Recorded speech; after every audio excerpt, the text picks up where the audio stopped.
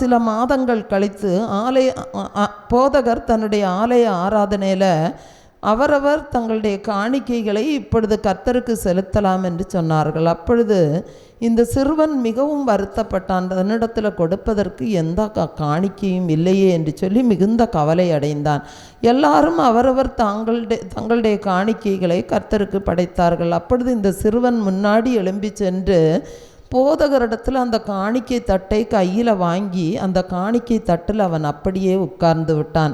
அவன் போதகரை பார்த்து சொன்னான், ஐயா, என்னிடத்தில் காணிக்கை கொடுப்பதற்கு எதுவுமே இல்லை. ஆனால் நான் எதுவும் ஆண்டவருக்காக கொடுக்காமல் இருக்க மாட்டேன். நான் என்னையே இன்று முதல் நான் இப்பொழுதிலிருந்து ஆண்டவருக்கே நான் அர்ப்பணிக்கிறேன். இனி நான் என்ன செயல்கள் செய்தாலும் அது கர்த்தருக்கென்றே இருக்கும் என்று சொன்னான். அப்பொழுது அதை கேட்ட அந்த சபை மக்கள் எல்லாரும் அந்த சிறுவனுக்கு இரக்கப்பட்டு அவனுடைய தேவைகளை எல்லாமே அந்த ஆலயத்தில் உள்ள மக்கள் பூர்த்தி செய்தார்கள். மத்தேயு 6வது அதிகாரம் 33வது வசனம் சொல்லுகிறது, முதலாவது தேவனுடைய ராஜ்யத்தையும் அவருடைய நீதியும் தேடுங்கள், அப்பொழுது இவைகளெல்லாம் உங்களுக்கு கூட கொடுக்கப்படும். அன்பானவர்களே, நாமும் இந்த சிறுவனைப் போல நம்முடைய வாழ்க்கையில் தேவனுக்கு நாம் முதலிடம் கொடுத்து வாழும்போது நாம் இந்த உலகத்திலும் சரி நித்திய ராஜ்யத்திலும் சரி நாம் தேவனுக்காக நாம் பேர் பெற்றவர்களாக நாம் வாழ முடியும். லூக்கா 21வது அதிகாரம் 19வது வசனம் சொல்லுகிறது, உங்கள் பொறுமையினால் உங்கள் ஆத்துமாக்களை காத்து கொள்ளுங்கள் என்று சொல்லப்பட்டிருக்கிறது. அது மாத்திரமல்ல, எல்லாவற்றுக்கும் மேலாக நீதிமொழிகள் 4:23 சொல்லுகிறது, எல்லா காவலோடும் உன் இருதயத்தை காத்துக்கொள், அதனிடத்திலிருந்து ஜீவ ஊற்று புறப்படும் என்று வேதம் நமக்கு எச்சரிக்கிறது. அன்பானவர்களே, நம்முடைய நடை, உடை, சொல், செயல், நம்முடைய பாவனைகள் எல்லாமே கர்த்தரை பிரியப்படுத்தக்கூடியதாக இருக்க வேண்டும். ஒருமுறை அமெரிக்காவின் அதிபராக இருந்த ஆபிரகாம் லிங்கன் அவர் உரையாற்றி கொண்டு இருக்கும்போது ஒருவர் அவரை அவமானப்படுத்தும் நோக்கத்தோடு தன்னுடைய காலில் கிடந்த செருப்பை கழட்டி அவரிடத்தில் காட்டி, இது உங்களுடைய தகப்பனார் தைத்த செருப்பு என்று சொல்லி காட்டினார். அப்பொழுது அவர் ஒரு செருப்பு தைக்கிறவருடைய மகன் என்று என்னை சுட்டி காட்டுகிறார் என்று அவர் புரிந்து கொண்டு அவர் பதிலளித்தார். அப்பொழுது அவர் சொன்னார், என் அப்பா தைத்த செருப்பு இன்று வரைக்கும் உழைக்கிறது என்று சொன்னால் என்னுடைய அப்பா தரமான செருப்புகளைத்தான் தயாரித்திருக்கிறார். ஒருவேளை அது அறுந்து போனால் அதை என்னிடத்தில் கொண்டு வாருங்கள், நான் உங்களுக்கு அதை தைத்து கொடுக்கிறேன். எனக்கு செருப்பு தைக்கவும் தெரியும், அமெரிக்காவை ஆளவும் தெரியும் என்று சொன்னார். அன்பானவர்களே, நாம் அசிங்கமாக நினைக்காதவரை நம்மை யாருமே அசிங்கப்படுத்த முடியாது. நாம் முன்னேறாமல் இருப்பதற்கு தடையே நாம் அசிங்கப்பட்டு விடுவோமோ, சமுதாயம் நம்மை ஏதாவது தவறாக பேசி விடுவோமோ என்று நினைக்கிற ஒரு அச்சம்தான். பாருங்க, தாவீது கோலியாத்தை வெல்வதற்கு முன்பாக தாவீது ஒரு சிறுவனாக இருக்கிறான். அவனை பார்த்து எத்தனையோ பேர் ஏளனமாக கேவலமாக பேசினார்கள். தன்னுடைய சொந்த சகோதரர்களே அந்த தாவீதுக்கு விரோதமாக பேசுகிறார்கள். ஆனால் தாவீது எனக்கு எதுக்கு இந்த வம்பு என்று சொல்லி அவன் அமைதியாக இருந்திருந்தால் அவன் வரலாற்றில் இடம்பெற்றிருக்கவே முடியாது. பாருங்க, நம்முடைய ஆண்டவராகி இயேசுவே அவமானத்தை எண்ணாமல் அவர் சிலுவையை சகித்ததை நாம் பார்க்கிறோம். எபிரேயர் 12வது அதிகாரம் 2வது வசனம் சொல்லுகிறது, அவர் தமக்கு முன் வைத்திருந்த சந்தோஷத்தின் பொருட்டு அவமானத்தை எண்ணாமல் சிலுவையை சகித்து தேவனுடைய சிங்காசனத்தின் வலது பாரிசத்தில் வீற்றிருக்கிறார். அன்பானவர்களே, ஆகவே அவமானம் என்பது கிடையவே கிடையாது. அது நமக்குள் இருக்கிற ஒருவித பயம்தான்.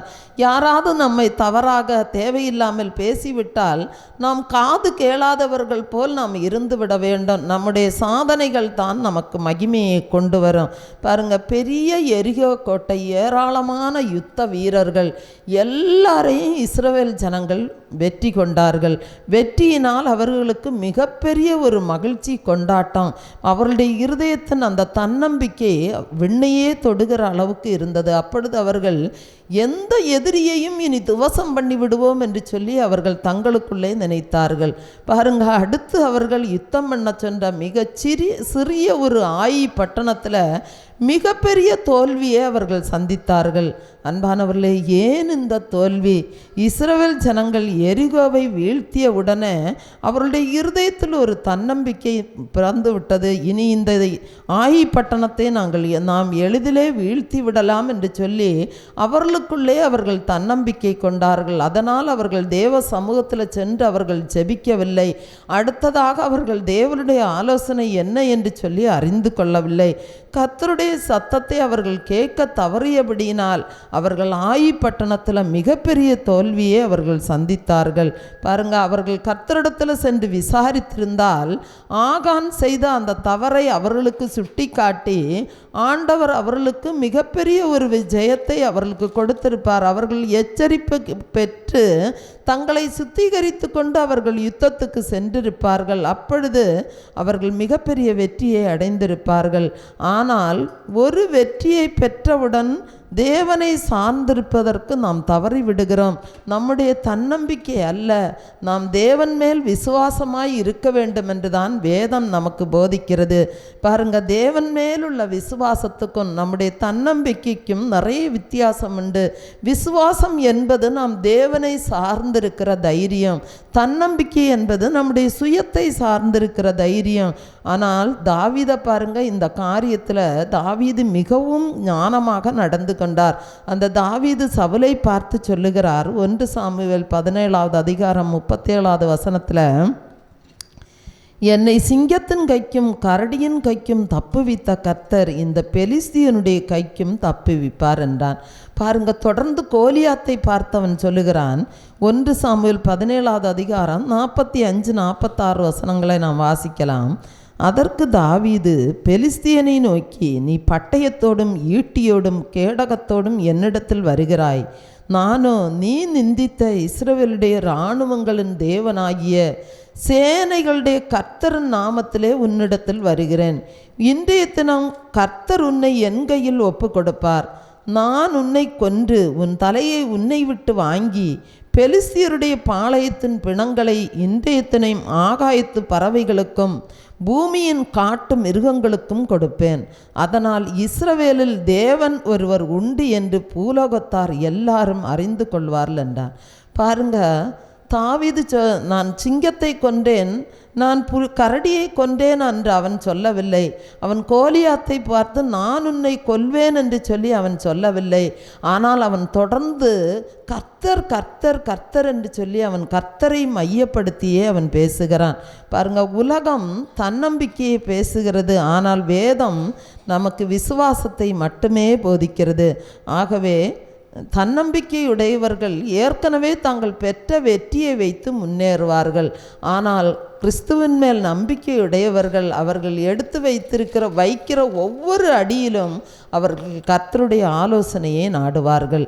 நீதிமொழிகள் 3வது அதிகாரம் 5வது வசனம் சொல்லுகிறது, உன் சுய புத்தியின் மேல் சாயாமல் உன் முழு இருதயத்தோடும் கர்த்தரில் நம்பிக்கையாயிரு என்று வேதம் நமக்கு கற்றுக் கொடுக்கிறது. அன்பானவர்களே, நாம் எவ்வளோ பெரிய வெற்றிகளை நாம் பெற்றாலும் நாம் தன்னம்பிக்கை கொள்ளாமல் நாம் தேவன் மேல் மாத்திரமே நாம் விசுவாசம் கொள்ள வேண்டும். அதுவே கர்த்தர் நியமித்த பாதையில் நாம் தொடர்ந்து வெற்றிகள் பெறுவதற்கு நமக்கு வழிவகுக்கும். தொடர்ந்து ஒரு பாடலை கூட நாம் பாடலாம் உற்சாகமாக.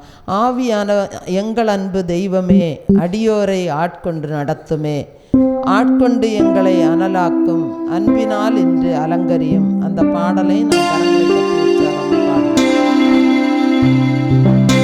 ஆவியான எங்கள் அன்பு தெய்வமே, அடியோரை ஆட்கொண்டு நடத்துமே, ஆவியான எங்கள் அன்பு தெய்வமே, அடியோரை ஆட்கொண்டு நடத்துமே, ஆட்கொண்டு எங்களை அனலாக்கும், அன்பினால் இன்று அலங்கரியும், ஆட்கொண்டு எங்களை அனலாக்கும், அன்பினால் இன்று அலங்கரியும், ஆவியான எங்கள் அன்பு தெய்வமே, அடியோரை ஆட்கொண்டு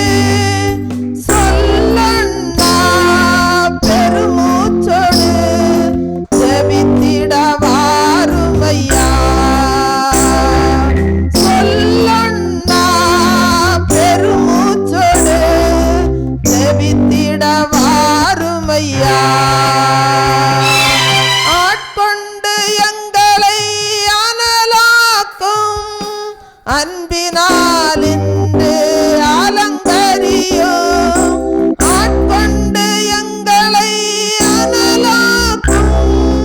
அன்பினால் இன்று அலங்கரியும், ஆவியான எங்கள் அன்பு தெய்வமே, அடியோரை ஆட்கொண்டு நடத்துமே.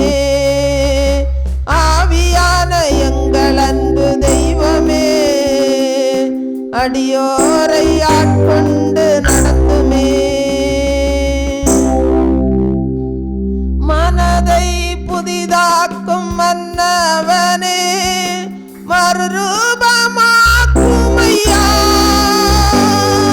மனதை புதிதாக்கும் மன்னவனே, மறுரூபமாக்கும் ஐயா.